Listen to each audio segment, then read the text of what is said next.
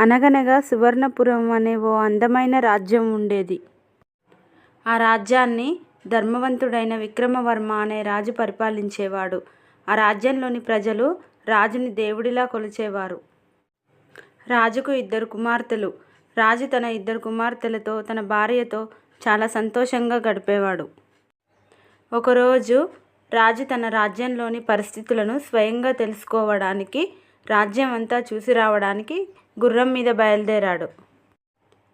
రాజు తిరిగి ఇంటికి వచ్చేసరికి తన భార్య తీవ్ర అనారోగ్యానికి గురైంది.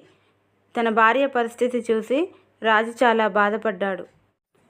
మంచి వైద్యుడిని పిలిపించి తన భార్యని చూపించాడు. వైద్యుడు మాత్రం తన భార్య పరిస్థితి అంతా పరీక్షించి వ్యాధి నయం కావటానికి చాలా సంవత్సరాలు పట్టొచ్చు, పూర్తిగా నయమవుతుందని కూడా చెప్పలేమని చెప్పాడు.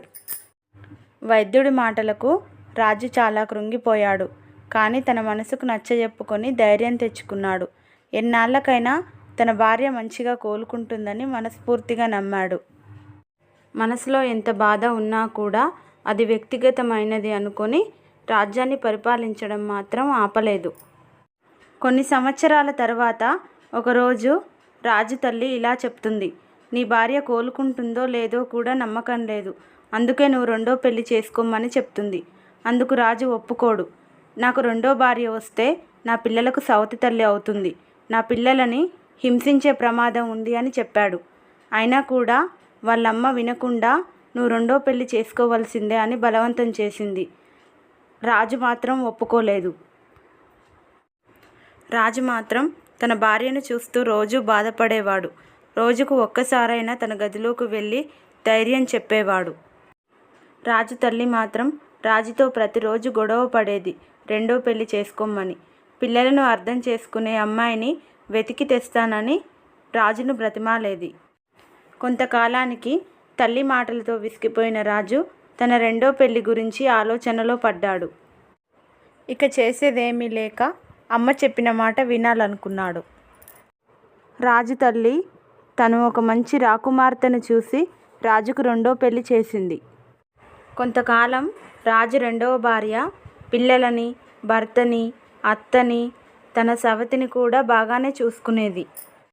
ఉన్నట్టుండి రాజు 2వ భార్యలో చాలా మార్పు వచ్చింది. తన భర్త లేని సమయంలో పిల్లలను విసుక్కోవటం, ద్వేషించటం, సవతిని అసహించుకోవడం, ఇవన్నీ చేస్తూ ఇంట్లో వాళ్ళని చాలా బాధ పెట్టేది. ఒకరోజు రాజు బయటి నుండి తిరిగి ఇంటికి వచ్చాక తన 2వ భార్య ఇలా చెప్తుంది: పిల్లలను ఎక్కడికైనా తీసుకువెళ్ళి వదిలేసి రండి, ఇక వాళ్ళని భరించటం నా వల్ల కాదు అని చెప్తుంది. ఆ మాటలు విన్న రాజుకి చాలా కోపం వస్తుంది. కానీ మనసులో ఎంత కోపం ఉన్నా నిదానంగా నచ్చజెప్పాలని ప్రయత్నిస్తాడు. కానీ తన భార్య మాత్రం అవేమీ పట్టించుకోకుండా తను చెప్పిందే జరగాలని వాదిస్తుంది. ఇదంతా వింటున్న తన పెద్ద భార్య మాత్రం కన్నీళ్లు పెట్టుకుంటుంది. రోజు తన 2వ భార్య పెట్టే హింస భరించలేక పిల్లలను దూరంగా పంపిస్తేనైనా కాస్తైనా మనశ్శాంతిగా ఉంటారేమో అని ఆలోచించి పిల్లలకు నచ్చజెప్పి అడవిని చూసొద్దామని చెప్పి పిల్లలను బయటికి తీసుకువెళ్ళిపోతాడు. అలా బయలుదేరిన రాజు అడవి గుండా నడుచుకుంటూ పిల్లలను తీసుకుని వెళ్తాడు. అలా నడుస్తూ నడుస్తూ రాజు తన 2 కూతుర్లతో అడవిలోని ఒక నది ఒడ్డుకు చేరుకుంటాడు. ఆ నది ఒడ్డున రాజు తన 2 కూతుర్లను నిద్రపుచ్చి నన్ను క్షమించండమ్మా అని మనసులో అనుకొని ఇంటికి బయలుదేరి వెళ్ళిపోతాడు. రాజు ఎంతో మనోదుఃఖంతో ఇంటి బాట పడతాడు. రాజు ఇంటికి వెళ్ళినప్పటి నుంచి నిద్రాహారాలకు దూరమై చేసిన తప్పును గుర్తు చేసుకుంటూ ప్రతిరోజు కుమిలిపోతూ ఉంటాడు. ఏడ్చుకుంటూ ఏడ్చుకుంటూ అక్క చెల్లి 2 అడవిలో నుండి బయలుదేరుతారు. అలా అడవిలో నుండి నడుస్తూ నడుస్తూ వెళ్ళగా కొంత దూరంలో ఒక పెదరాసి పెద్దమ్మ ఇల్లు కనపడుతుంది. అక్క చెల్లి 2 ఆ పెదరాసి పెద్దమ్మ ఇంటికి చేరుకుంటారు. పెదరాసి పెద్దమ్మ పిల్లలిద్దరినీ చూసి మీరు ఎక్కడి నుండి వచ్చారు అని ఆరా తీస్తుంది. జరిగిందంతా పిల్లలు చెప్తారు. అప్పుడు పెద్దమ్మ వాళ్ళ మీద కనికరపడి తన దగ్గరే ఉంచుకుంటుంది. పిల్లలు చాలా దూరం నుండి నడిచి వచ్చి అలసిపోయారని వంట చేసి పిల్లలిద్దరికీ భోజనం వడ్డిస్తుంది. పెద్దమ్మకి ఆవులు మేకలు చాలా ఉండేవి. ప్రతిరోజు అడవికి వెళ్ళి మేపుకొచ్చేది. వెళ్ళే ముందు పిల్లలకి భోజనం సిద్ధం చేసి జాగ్రత్తలు చెప్పి వెళ్ళేది.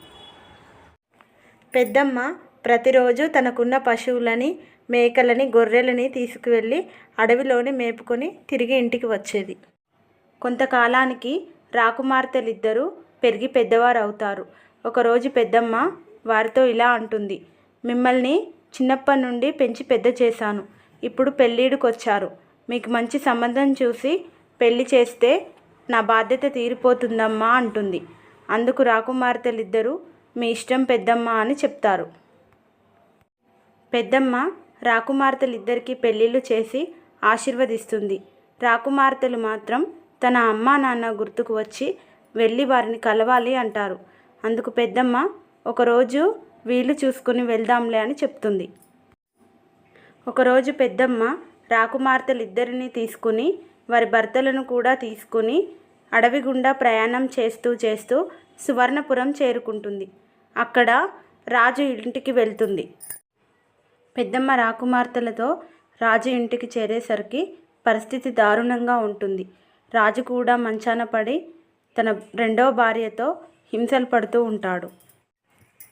రాజు రెండవ భార్య మాత్రం పెద్దమ్మని, రాకుమార్తెలని, వారి భర్తలిద్దరినీ చూసి షాక్ అవుతుంది. రాజు చిన్న కుమార్తె లోపలికి వచ్చి తన తల్లిదండ్రులిద్దరినీ చూసి వారి పరిస్థితిని చూసి చాలా బాధపడుతుంది. రాకుమార్తెలిద్దరూ వాళ్ళ భర్తలు, పెద్దమ్మ అందరూ కలిసి మంచి వైద్యుని తీసుకొచ్చి రాజు భార్యకు బాగు చేయిస్తారు. రాజు అతని భార్య ఇద్దరూ పూర్తిగా ఆరోగ్యంగా కోలుకుంటారు. ఒకరోజు రాజు తన కూతుర్లిద్దరినీ పిలిపించి వారితో ఇలా అంటాడు, నేను చేసిన తప్పు చాలా పెద్దది, నన్ను క్షమించమని వేడుకుంటారు. అప్పుడు కూతుర్లిద్దరూ జరిగిందేదో జరిగిపోయింది, ఇప్పుడు మీరు సంతోషంగా ఉన్నారు, మాకు అదే చాలు అని చెప్తారు. అందరూ కలిసిపోతారు. ఇక రాజు రెండవ భార్య కూడా తను చేసిన తప్పులకు క్షమాపణ అడుగుతుంది. అందరూ తనని పెద్ద మనసుతో క్షమిస్తారు. కుటుంబం అంతా కలిసిపోయి సంతోషంగా ఉంటుంది. ఇక పెద్దమ్మ అడవికి తిరిగి వెళ్ళిపోతాను అని చెప్తుంది. అందుకు రాజు కుటుంబం ఒప్పుకోదు. మాకు ఇంత మేలు చేసిన మీరు మా అమ్మతో సమానం, మీరు ఎప్పటికీ ఇక్కడే ఉండాలి అని చెప్తారు. పెద్దమ్మ కూడా సరే అంటుంది. అలా రాజు కుటుంబం తిరిగి సంతోషంగా మారిపోతుంది.